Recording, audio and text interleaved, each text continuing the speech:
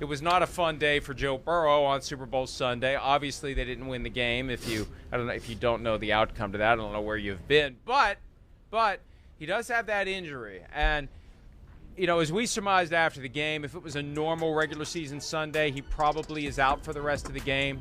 He probably doesn't come back. And then we spend all of Monday waiting to hear what the damage was to the knee. We found out yesterday that he's got a knee injury. They didn't get into the specifics, which ligaments are impacted, but he won't need surgery, which is good news. It could be like a grade 2 MCL sprain. You don't have surgery for that. It just takes 4 to 6 weeks for it to fully heal. He's going to need to do some rehab, so maybe it's more than just resting. With an MCL, you just kind of rest it. But it clearly was injured, and there was no way in hell the guy wasn't going to finish the game. That's right. And he did. Yeah. And he did. Well, how much of his preparation for next season it affects, we'll see. But it sounds like for now it's not a big deal. Yeah, it doesn't seem like it. And I think that's the big thing. Just the fact that, you don't want the off-season preparation affected by it. I think that's the number one thing.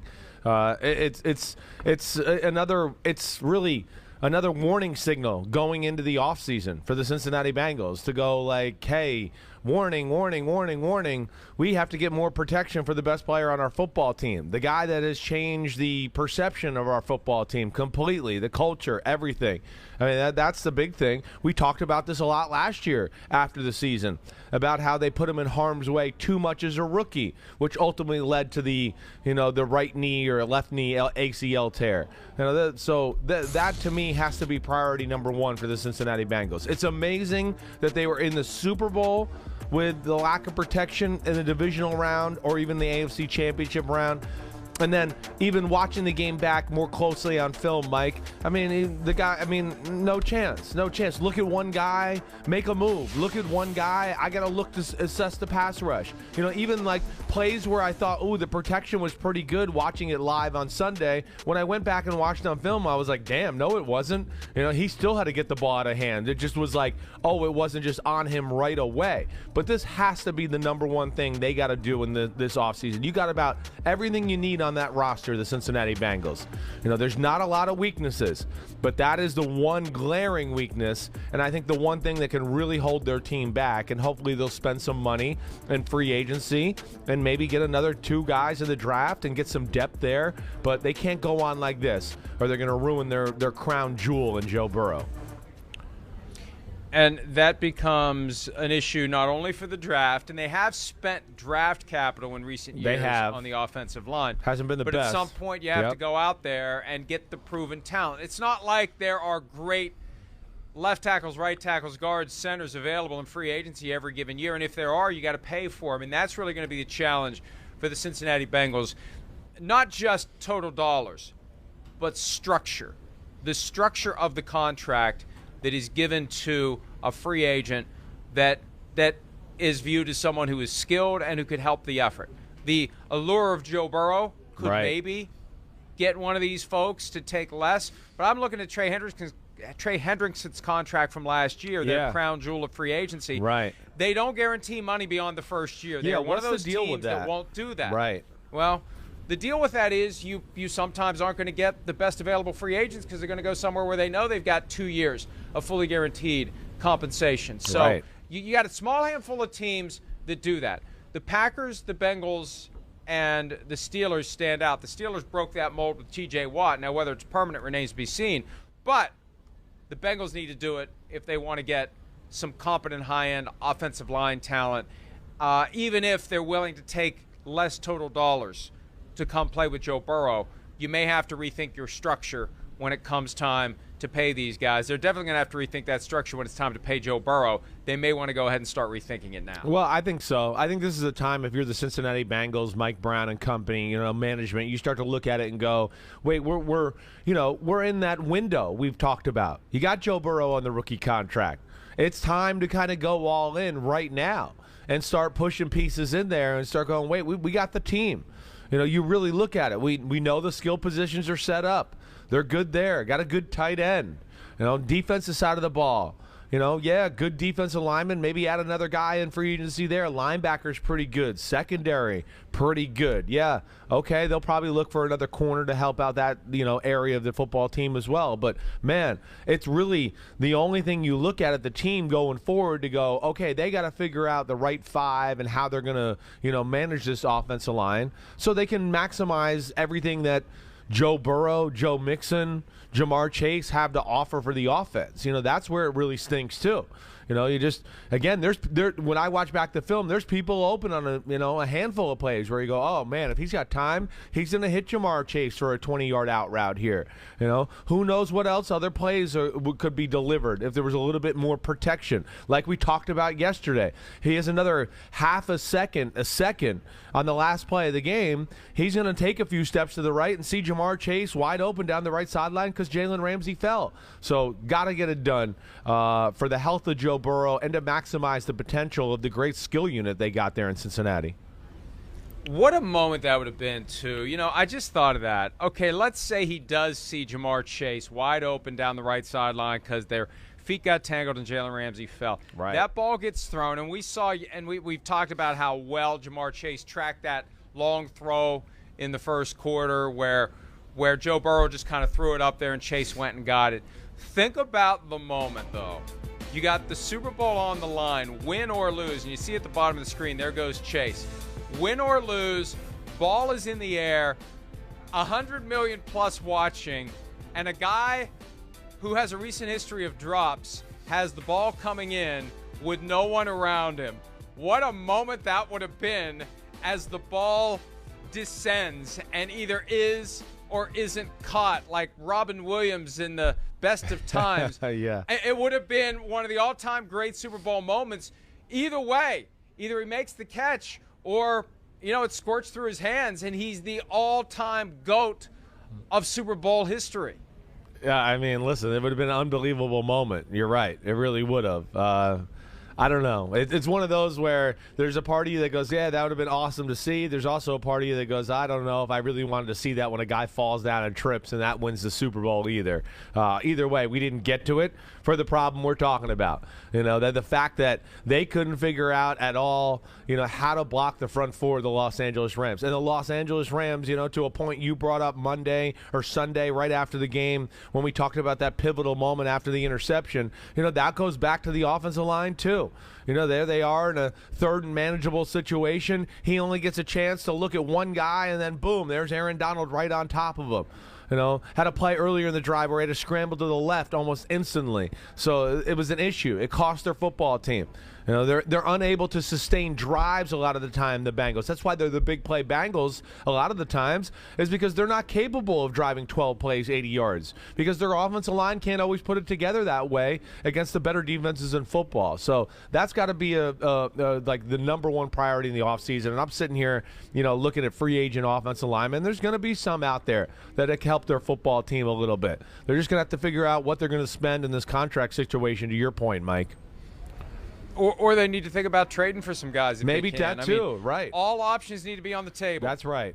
They need to make that offensive line better. Draft, free agency, trades, whatever it takes. And use the fact, as you said, they've got one more year of low cost relative to what it's going to be. Compensation for Joe Burrow. And, the top objective next year, as soon as the regular season ends, is going to be pay Joe Burrow. Pretty much, He's going to want to get paid.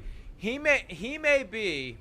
Let's assume they make it to the playoffs next year. And I wouldn't assume anything with the AFC right now when you look around at the quality of the teams and the quality of the quarterbacks. But let's just assume they make it to the playoffs. He could be the first one who says, I want my second contract before I set foot on the field for my first playoff game after my third season. Because the window opens. People think it opens after the third season is completely in the books. No. It opens the moment the regular season ends. And if anybody is going to do that play, which they should do, you pay me before I play in the first playoff game after my third season, it's Joe Burrow. We can set everything up. We can have it ready to go. We can do all the negotiation in November and December. The moment that Week 18 ends, I want to put pen to paper. I want to do it. I've earned it. I've shown you what I can do. And now it's time to pay me accordingly. And I won't be surprised if they push it in that direction. If Burrows can't push it that way, and the Bengals would be wise to do whatever the hell that guy wants, because they have their guy for the next 15 years. Well, they do got whatever they want. I don't know if I'm going to buy into that. Like, we're going to make a stand about contract before the playoff game. I mean, man, you talk about a distraction. Look at how he got sacked. He got sacked 16 times. You don't have to make it publicly. No. You don't have to make it publicly. You I tell know, him privately. but you don't have to do it. Okay, all right. I mean, but still, we know how that goes. It's going to come out publicly. I mean, there's no way something like that's going to, like, you know, I'm not going to play a playoff game unless you give me that. No, I'm not saying that. I'm all not right, saying you he's just not want it play done before that? That's what you're saying? I'm going to say, look, what's right is right. What's right is right, and I want my contract before I play in my first playoff game after my third season. Not that he's going to hold out. Just take the stand. I don't think anybody's ever even taken the stand and said, I want this. No. You want to keep me happy? You want me to be here for the next 15 years? You'll do this. If you don't want me to be happy, if you want me to be thinking about other options, then you won't do it. And look, I know that it's this love fest, and Joe Burrow is from Ohio, and it's great, and everybody in Cincinnati's happy, except they didn't win the Super Bowl, but they think the future is bright. Hey, Joe Burrow is going to take care of business for himself, and the Bengals are either going to meet him halfway or he will start thinking about his options. He will. And it's consistent with that kind of that understated swagger that he doesn't care who he pisses off. He says what he believes, and he hasn't been put in a position yet where he's had to do it. And I think the hope will be that the Bengals don't put him in a position where he ever has to. Right. That you take care of me. You do right by me. Go get me offensive linemen this year. And when it's time for me to get my compensation before I put my body in harm's way in the playoffs after the 2022 season, you take care of me. Period. Yeah. I don't think it's crazy, and I don't think it's wrong. And it's consistent with all the arguments we ever make on behalf of players getting what they deserve. No, I agree with you there. I guess I just misunderstood the way you framed it the first time around. But yeah, he's not going to hold out. Yeah, although if he does, I think it'd be awesome. They're going to take care of him. I mean, everything that just look at it right now at face value, it looks like it's going right down the road of Josh Allen or Patrick Mahomes. You know, they realize what they got there. You know, we've already called him, the crown jewel twice, in the show to start. He is. I mean, he's the guy in Cincinnati. He's the guy that has changed everything, like we've joked about. The uniforms look cooler. You know, he's the new young guy on the block where the young kids want to be Joe Burrow. I mean, my like I've told you, my little boy, it's Patrick Mahomes 1, but it was Joe Burrow 2. He wanted to root for the Rams going the whole week for the Super Bowl. But, man, he got to that stadium and he saw the pictures of Joe Burrow and he likes Joe Burrow and he said, the hell with it, I'm going with Joe Burrow. I mean, he's one of those guys, again, that's got that $1 million smile like Mahomes, like Steph Curry. I mean, so I don't think they're going to mess around here. They know what they got. I would expect that something significant, whether it's signed or not by playoffs next year, they know it's on the table. We're getting close. The writing's on the wall. I would be absolutely shocked if they don't do right by Joe Burrow. Plus, Joe. Yeah. Go ahead. I was going to say, plus, like, he's an Ohio guy, like you said. I think that even puts more pressure on the Bengals to make sure it gets done and that they keep one of their own there in one of the great cities of Ohio. Hey, it took a great player like T.J. Watt to get the Steelers to change their ways. Yeah, Joe Burrow may be able to get the Bengals to change their ways in a lot of ways. Yeah. In a lot of ways that need to be changed by the Bengals organization. They have fallen into Burrow and Chase, and now you got to do right by the fact that you have the potential to have a historic run. You don't just sit back and let Burrow and Chase do it. You've got to really work to put the team around them. Yeah, no doubt about it. I think that's the real thing. Like we saw, even Kansas City last year went to the Super Bowl, wasn't good enough. Not good enough to have that pass protection, right? We saw a team go through really actually worse than what Joe Burrow had to deal with last week. I mean, really.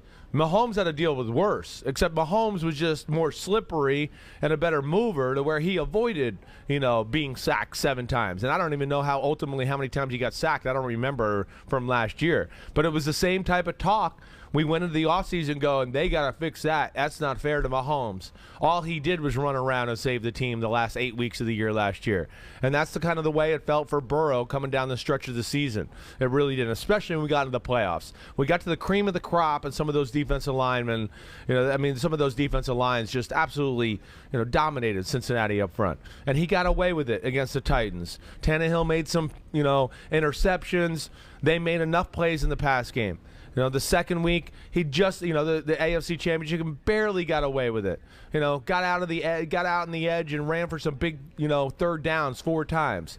But as we talk about all the time, you're going to face that team that's your kryptonite, and they finally got it. The team that, you did break the pocket, but it doesn't matter. You're not going to turn the corner on us because we have Von Miller and Aaron Donald, and we'll run right down the line of scrimmage, and you won't be able to scramble or do that. He wasn't as effective against this group, right? He only had the 1 or 2 scrambles, really, and that's the big thing. They got to figure that out and make a move like you talked about earlier. Maybe make a trade to get an Orlando Brown, like the Chiefs did, or sign Brandon Scherf, who's going to be a free agent right guard. He's going to be out there. Give him top dollar for the position. Start showing your team that we're going to go all in and we're going for the Super Bowl, and give Joe Burrow the confidence that you're going to protect him so he does feel good, and maybe he doesn't, make you pay him the $46 million a year if you do right by him, and maybe he'll take just a little less to have the good offensive line and do the things we've seen Patrick Mahomes do for his contract.